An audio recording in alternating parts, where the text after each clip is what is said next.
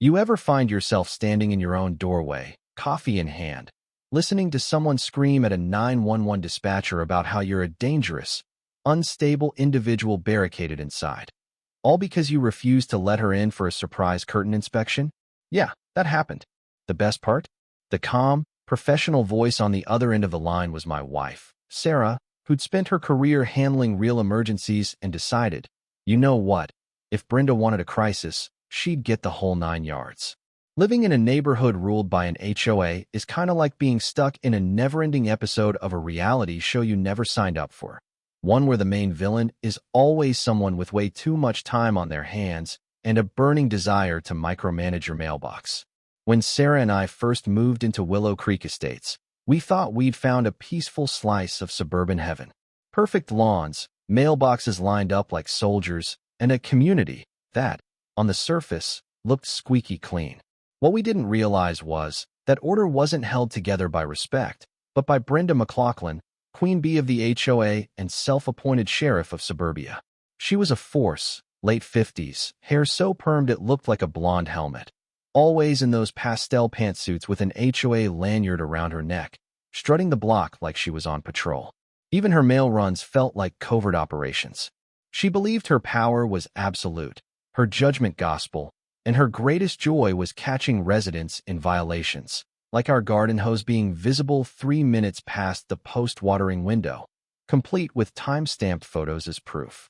There was the drama about our welcome mat, a Sahara sunset hue instead of the blessed desert sand.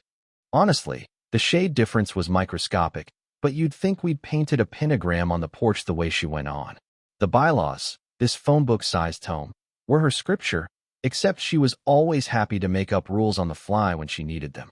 Her favorite targets? New folks and anyone who had the nerve to question her, like me, after I asked her to show me, in writing, where it said the HOA owned the first 5 feet of everyone's driveway. That was the day she started watching us extra close. She'd peer in our windows, not just a passing glance, full on, are those curtain rods code compliant vibes. Left a note once about a decorative vase in our window. Apparently, it detracted from the north-facing uniformity. I kid you not. Sarah, who'd heard it all on 911 dispatch, actually found it funny. My crazies at work at least have real emergencies. Brenda just invents hers with paint swatches and paranoia. So we did what everyone does. We kept our heads down, documented everything, communicated only by email for that paper trail. But somehow, compliance just made Brenda more convinced we were hiding something scandalous, like an alligator or an underground speakeasy. Her inspections got bolder, marching right up to people's porches, poking at potted plants, shaking railings, practically daring someone to challenge her. I guess correcting her at that HOA meeting broke some unspoken law. Next thing you know, her obsession with our house hit a whole new level. Which brings me to the Tuesday when it all hit the fan. The infamous 911 call over, you guessed it, interior ambient standards. That's right, she decided my living room curtains, glimpsed for half a second through the window, might be non-compliant. It was my day off. I was 2 sips into a rare hot coffee when the doorbell rang. Sharp, aggressive, like someone trying to assert dominance through a button. I peeked out. There she was, Brenda, mint green suit, clipboard, and a face set like she'd come to deliver a summons. "Mr. Harrison," she said, peering past me. "I'm here for the scheduled interior ambience compliance check." Scheduled by whom? Not me, not Sarah, and not by any written notice, which even Brenda's own rules required. "I'm sorry, Brenda. I'm not aware of any scheduled check, and I'm a little busy," I said, which was true. My coffee was getting cold. "This is an official HOA matter, Mr. Harrison. All residents are required to cooperate. I need to inspect your primary living space, specifically the window treatments and general decorative cohesion." She actually said decorative cohesion, like she was a curator for the Met. I leaned on the doorframe. "Unless you've got a warrant or can show me a bylaw saying you can enter my home uninvited, you're not coming in." Her face got redder. "Are you refusing an official HOA inspection? That's a serious violation." I shrugged. "I'm refusing to let a stranger into my home without cause." She insisted she had an anonymous complaint about our curtains. I shot back. "A complaint about what?" "That they're too curtainy." She snapped. They appear to be of an unapproved texture in the afternoon sun. Then came the bit about the curtain rod finials. Brenda was truly committed. When I suggested she send me a letter and I'd have my lawyer review it, her whole body tensed. This is obstruction. You're harassing an official representative. I feel threatened by your aggressive posture. I hadn't moved. I was the picture of unbothered homeowner. Finally, she declared, if you're going to be uncooperative, I have no choice but to call the authorities. Her thumb was already stabbing at her phone. I almost laughed, because I knew exactly who she'd be talking to. Go right ahead, I said. Explain to them that I'm harassing you by declining a curtain inspection.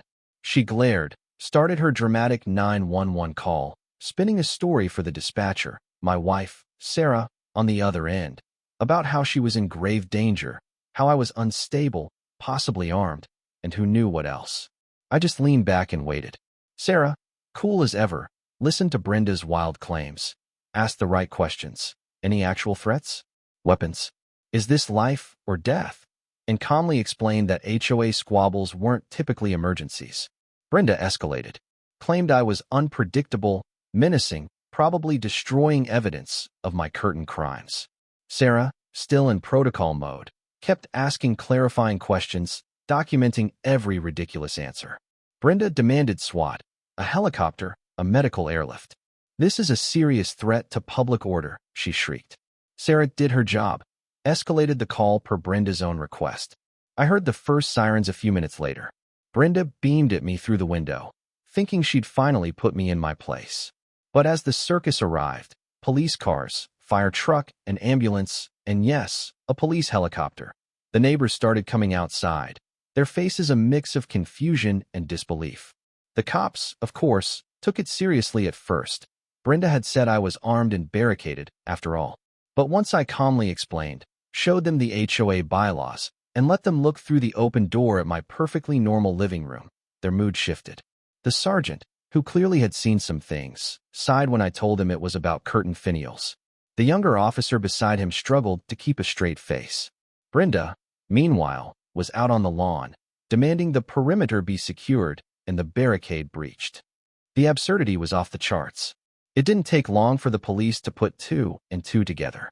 The sergeant told Brenda, straight-faced, that there was no crime, no threat, no barricade, just a civil dispute over, yes, curtain rods. When he mentioned the cost of deploying all those resources, Brenda blanched. The paramedic chimed in, "Ma'am, your vitals are fine, but the bill might make you faint." The neighbors? They were loving it. She called all this for curtains? Mrs. Henderson whispered. In the weeks that followed, the fallout was glorious. Brenda got cited for filing a false report, slapped with a bill that would make anyone think twice about ever dialing 911 for anything less than a zombie apocalypse. The HOA board, tired of the embarrassment, voted her out, unanimously. Our non-compliant curtain stayed up. I even installed new, over-the-top finials just for fun. Sarah never broke a rule. She just let Brenda's own drama run its course, professionally, efficiently, and with a little poetic justice. Sometimes you gotta let people dig their own hole. And maybe next time, Brenda will think twice before calling the cavalry over a set of curtains.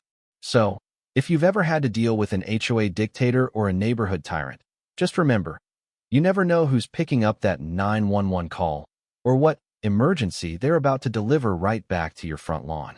Let me know in the comments if you've ever seen an HOA go completely off the rails. I can't be the only one, right?